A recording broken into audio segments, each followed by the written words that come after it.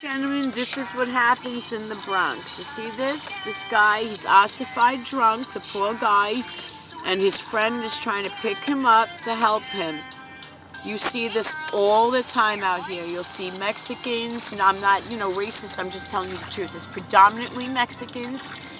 They drink a lot, because, they work very hard. They do. They work extremely hard, but they love their drink. They love their drink, and they drink till they pass out, and you'll find them, and that's how they get robbed, right, Tito? Yeah, and jumped too. That's how they get robbed and jumped, because they'll pass out.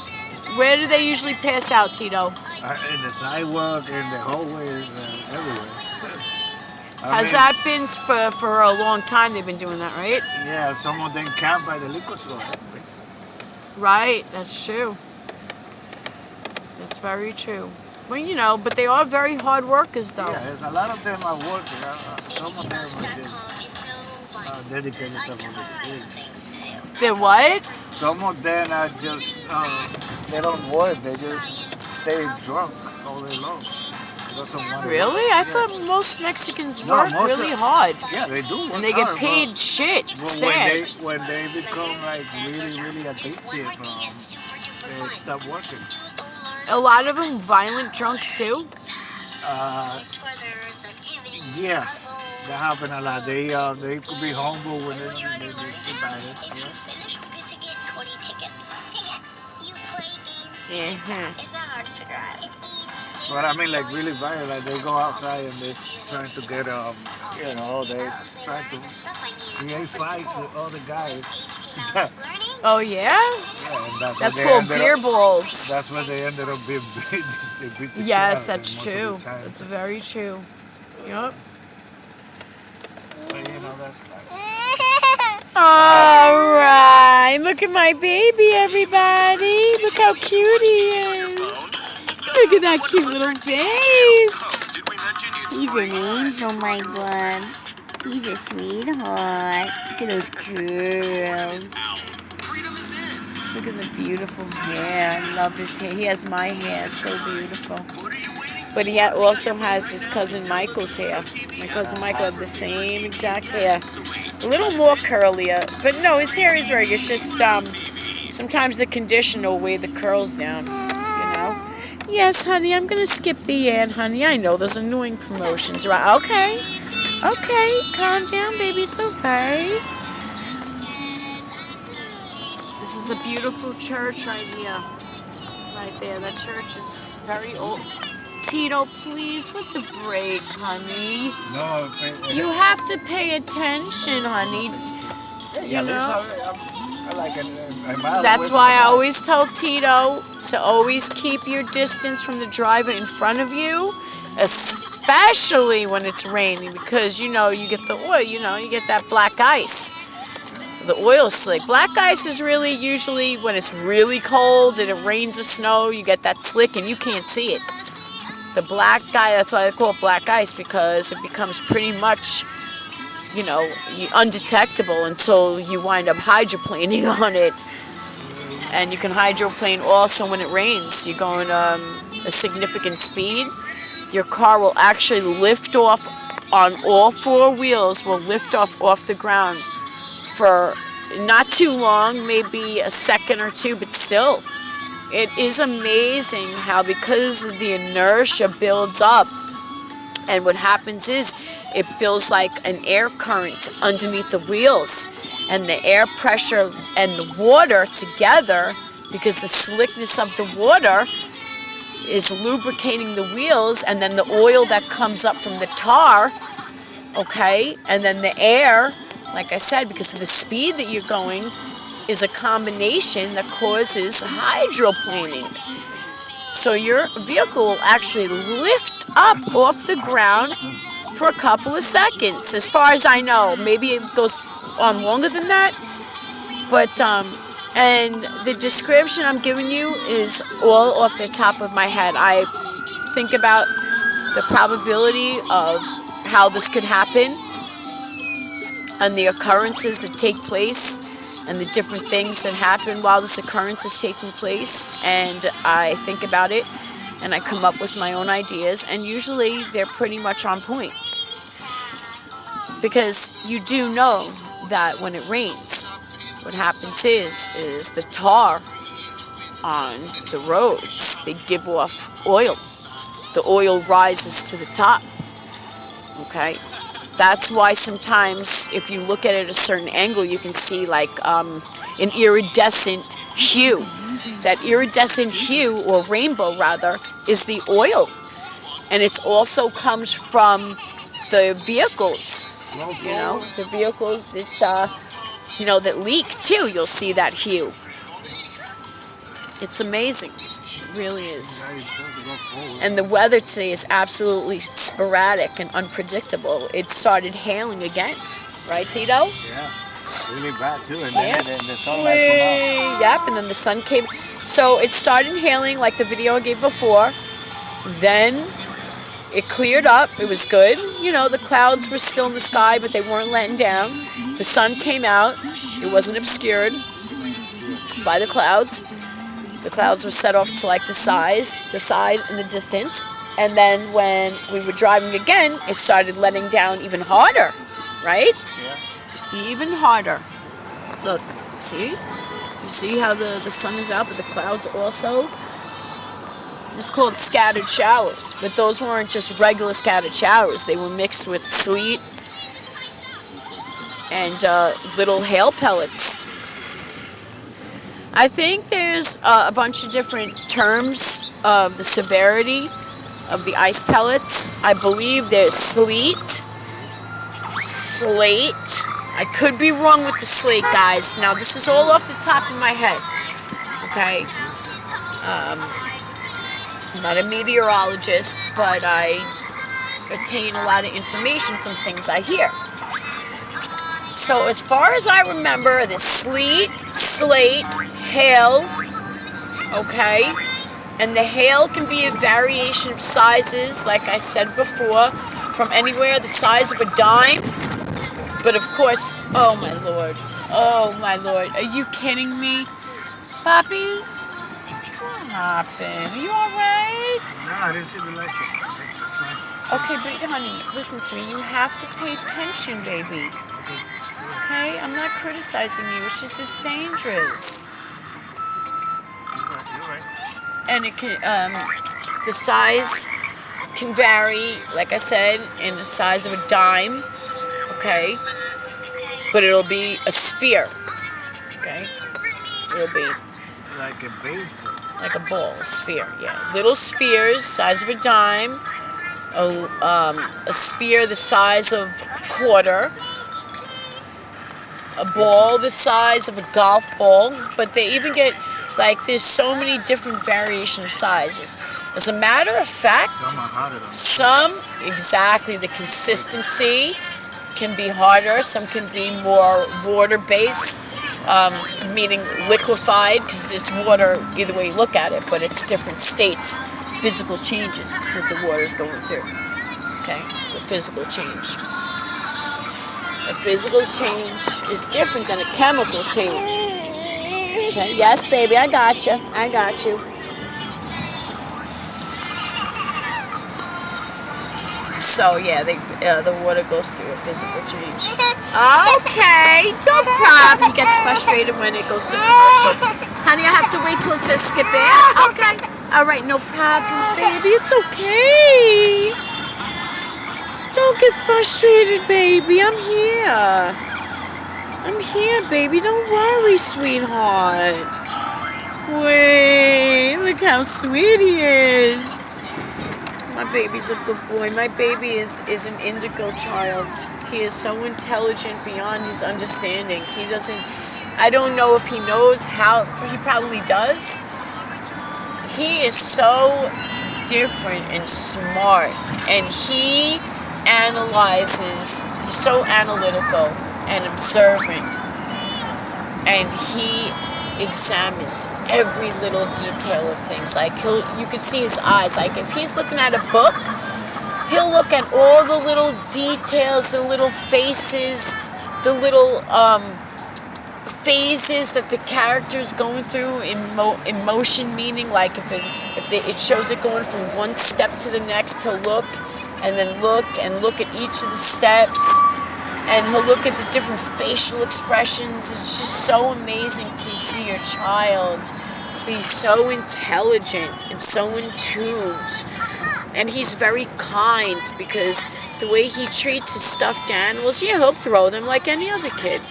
No, it's not about that. It's about he'll try to feed them. He'll give them hugs.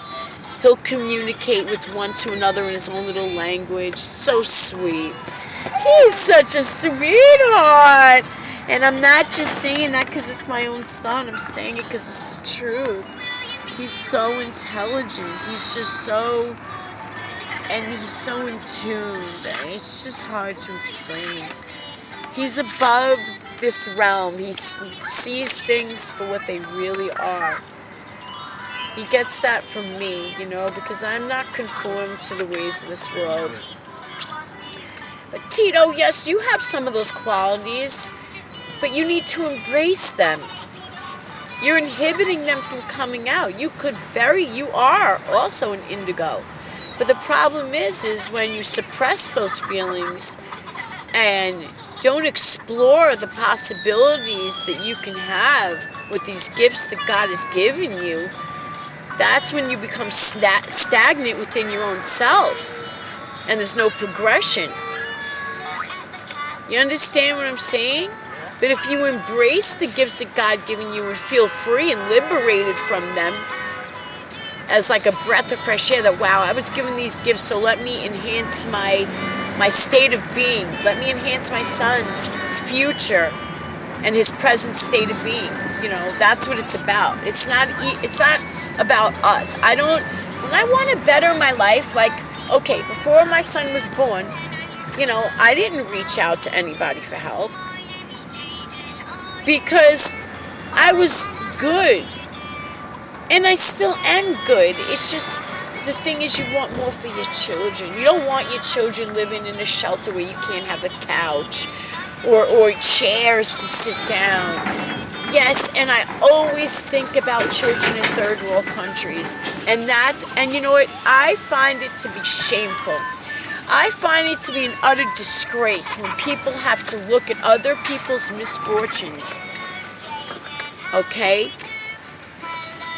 That are downtrodden from atrocities in their countries or in their homeland that they're native to. And they have to conform to the ways of that society, and they have no choice to get out of it. It's like they're stuck, and they want to better their kids' lives. I don't look at that and say, oh, well, at least I don't have it that bad. No. I look at it like, I want to help them. I want to do something for them. So let me help myself and have you know, my friends help me, because some people have what it takes. You know, some people have what it takes and they have the upper hand to lend you a helping hand so you can help others. It's like, remember that thing, Hands Across America? Where everybody's hands and they tried to reach across the United States by holding hands. I mean, I don't know, I don't think it was successful, but the meaning was so profound behind that. It's like people don't understand that if you have a person who is stuck because of the situation and all they're given is a chance or a helping hand, you guys can change the world. There's so many people that are living in third world countries that are brilliant, that wish they can go to school. I'm in the same boat they are. I can't go to school because I can't get an identification. And when I tell people this, they look at me like, yeah, right. I'm not. Tito, am I lying?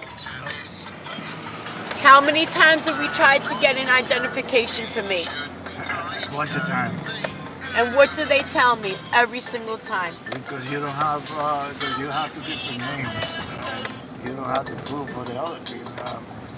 And they don't even want to give you a picture. They don't want to put a picture ID in your Medicaid card. Exactly. This is what's happening with me. They don't even give you the one from the city. The one from the what, honey? You gotta speak clearly The and one louder. from the city, apparently everybody can have it. The New York one. The new one, Yeah, they won't give me.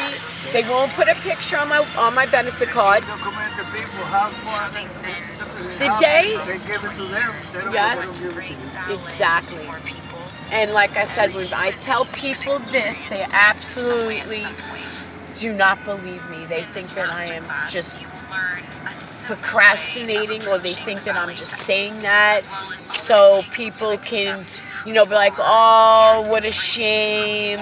Oh, that's why you're not progressing. No, guys, I tell you no lie. I tell you no lie. Welfare will not put I went there. This is what happened. I went to the Department of and I went to how many social services? How did we go to? Like 5 or 6 of them. Okay. This is what they told me. Oh, you're not. Now remember, my benefit card originated on Long Island. I have a picture ID from the one from Long Island, but it's so faded out. That was from like the year 2000. Okay. They say, oh, we don't have you in the system. Really? It's New York State. Don't hand me that they don't have my picture. I bet if it was for a criminal investigation, you guys have my picture, right or wrong. So here it is. I'm pregnant with the baby. I'm about 7 months pregnant. 6 or 7 months pregnant. Right, Beth? Yes. I went in there. I waited online. I told them, my deal. I gave them what I had. And they said, no, we can't put a picture on your ID. I explained to them, I said, this is inhibiting me. I want to go to school. Right, Tito? Because Tito was going to school before that. And I wanted to go to school too, to better my life. And yet they would not put an ID on it. Yet they were immigrants. God forgive me, I have nothing against immigrants. My grandparents, my great-grandparents were immigrants. So I would never discriminate against an immigrant. I'm just telling you the facts. That here it is, I'm a citizen of the United States, and I can't even get a picture on my benefit card? Here it is, I'm pregnant, about to have a baby. I want to better my life so I can give my son a hope of the future and financially provide for him without having any obstacles, of struggling. And I want to help other people. This is my path, this is my journey. And they told me, we cannot help you. Just like that. I can't help you, they tell me. Okay. Then I go there again. Same story. Then I go to motor vehicles. I show them my birth certificate. And I show them my social security card, which have 2 different names. I explain the situation. They said, you need to get a divorce. I tried that. I called the Justice of the Peace on Long Island, and they said, do you have ID to prove who you are so we can give you a marriage license? I explained to them that I'm in a dire situation. I pleaded with them. I said, please, I need the marriage. They said, we cannot issue you the marriage license until you prove to us that you're that person. Even if they knew, because it's all protocols. Let's say for some reason I happen to be a doppelganger or whatever, and they can lose their job. They're not going to do it.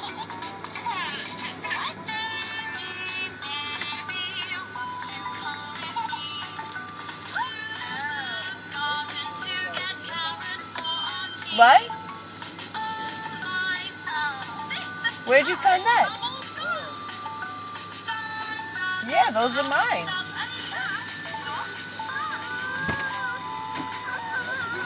What the hell is this? Those are for the eyes. See that, guys? Those are for the eyes to compress on your eyes. So I'm stuck in a rock and a hard place. What's the matter? I'm just gonna go around. Oh. You checked the mail? Yeah. Oh, nothing? Okay. So that's what happened. I went to all those places to get an ID, and they won't give me an ID. So where does that leave me? That leaves me in the same situation where I cannot progress and go to school even if I wanted to. When I went to get, just because see, when I was about 17 years old, my father brought me to motor vehicles and got me a non-driver's ID. Here, baby. Here, sweetheart. Got me a non-driver's ID.